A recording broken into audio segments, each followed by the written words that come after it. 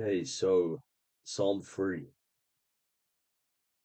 a psalm by David when he fled from the face of his son Absalom.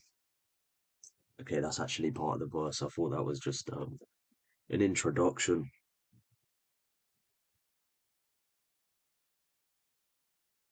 O Lord, why do those who afflict me multiply? Many are those who rise up against me.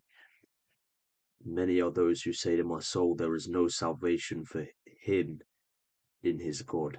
So we're gonna load up ChatGPT just to clarify some definitions.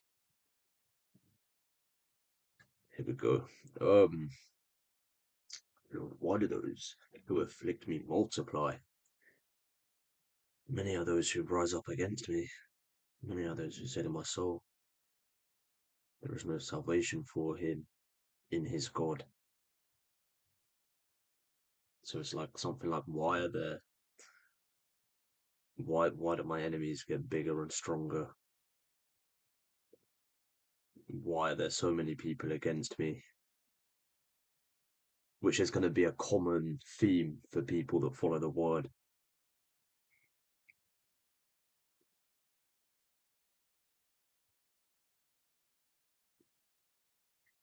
Many are those who say to my soul, there is no salvation for him in his God, aka non-believers, is what that is referencing. So that's that first little verse. I feel like we're going to need more context to be able to expand on that, so we're just going to go straight into the second verse, although that isn't a very detailed or complex analysis, but they're just some simple interpretations.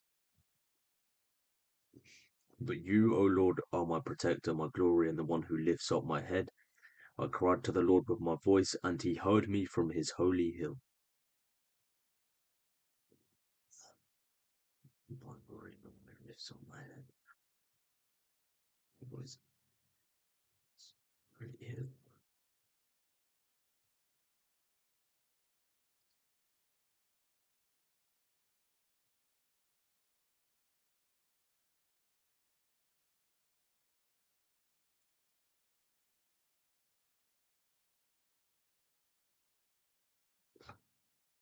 So maybe this is a demonstration of the fact that he always hears you.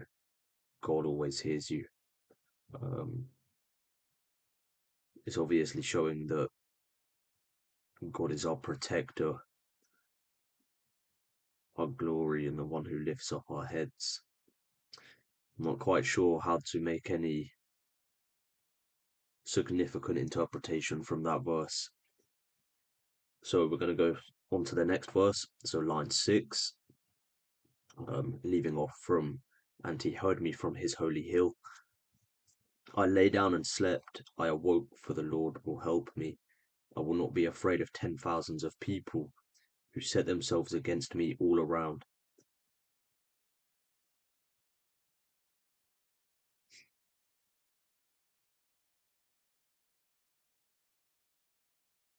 I awoke, for the Lord will help me.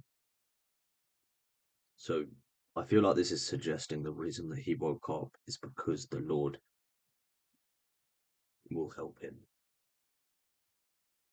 I will not be afraid of tens of thousands of people because, as it previously mentioned, he is his protector.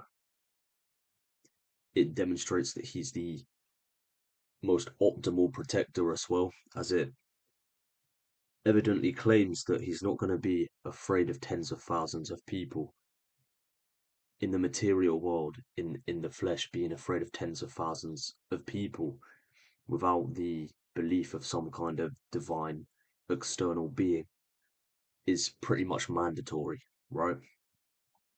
You can't not be afraid of it. So it's demonstrating an impossibility that can be achieved through God,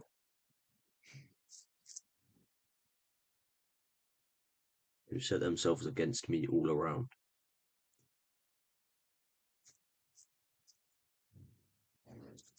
So now we go on to The next part, line number 8. Arise, O Lord, and save me, O my God, for you struck all those who were foolishly at enmity with me. Not sure, I'll have to double check that word. Arise, O Lord. Foolishly at enmity. So foolishly at enmity. Let's see what this means. Enmity. Enmity.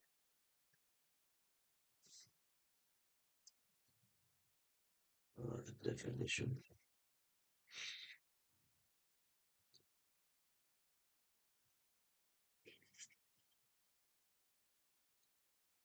You broke the teeth of sinners, salvation is of the Lord, and your blessing is upon your people. Arise, O Lord, and save me, O my God, for you struck all those who were foolishly at enmity with me.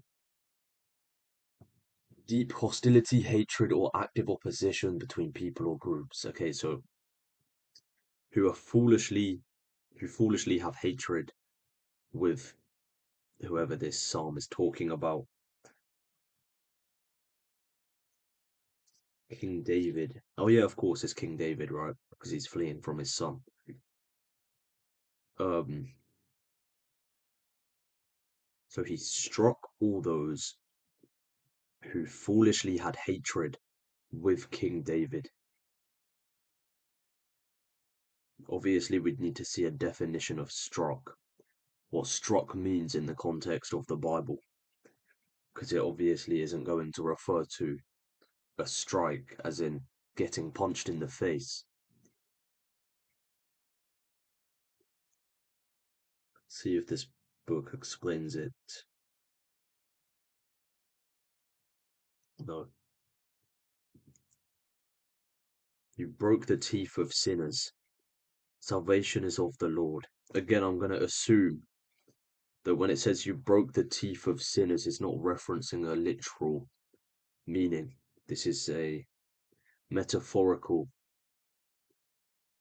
reference. So breaking the teeth of sinners, what happens if your teeth are broken? I mean, you can't break down food and you can't eat food, therefore you can't survive and you can't live. Maybe that's what it's getting at.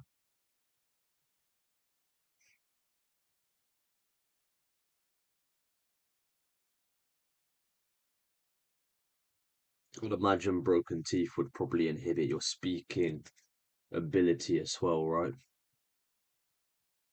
Is there anything that teeth actually represent?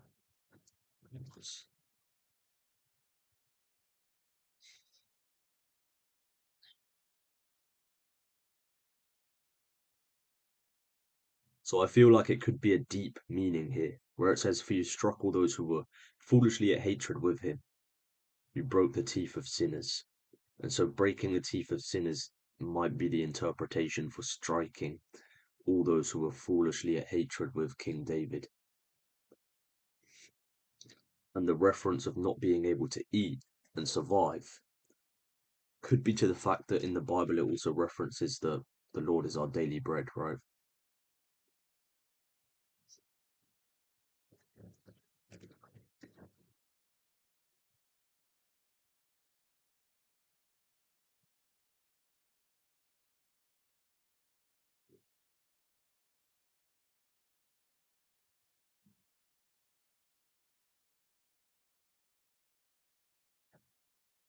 Just give me time to load my chat GPT.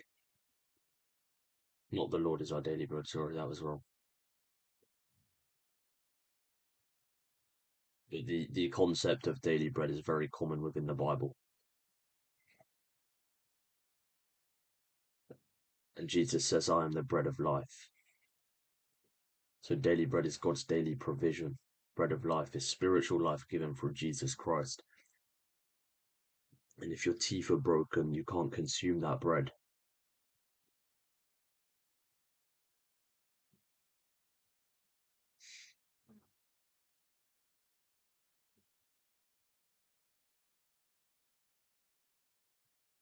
It wouldn't make sense if it was God who broke the teeth of the sinners. If the meaning was that they could not now consume the daily bread. which is God's daily provision. No, that wouldn't make sense, because then God would be inhibiting their ability to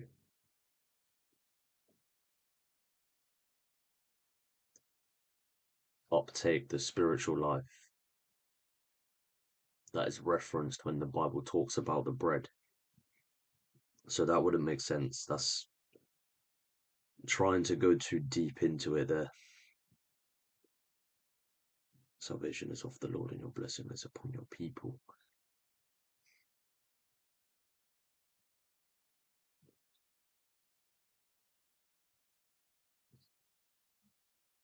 And your blessing is upon your people. I think this just I don't think this means that there's necessarily a particular archetype of human that God is choosing to help and benefit and rejecting the rest. This just references, but obviously it could potentially be interpreted in that manner. But your blessing is upon your people just means that the people that choose to follow the word of God are going to receive the benefits that you get from following the word, and is his blessing, God's blessing, because he designed the world. So he created the blessings that you receive when you act and behave in certain ways. So he designed the world so that you receive certain things for acting and behaving in certain ways. And so that's why it is his blessing.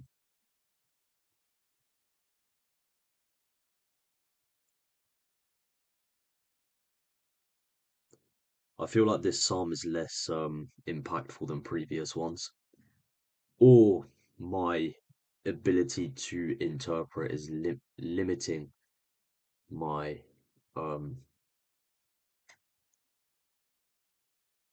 understanding of the psalm.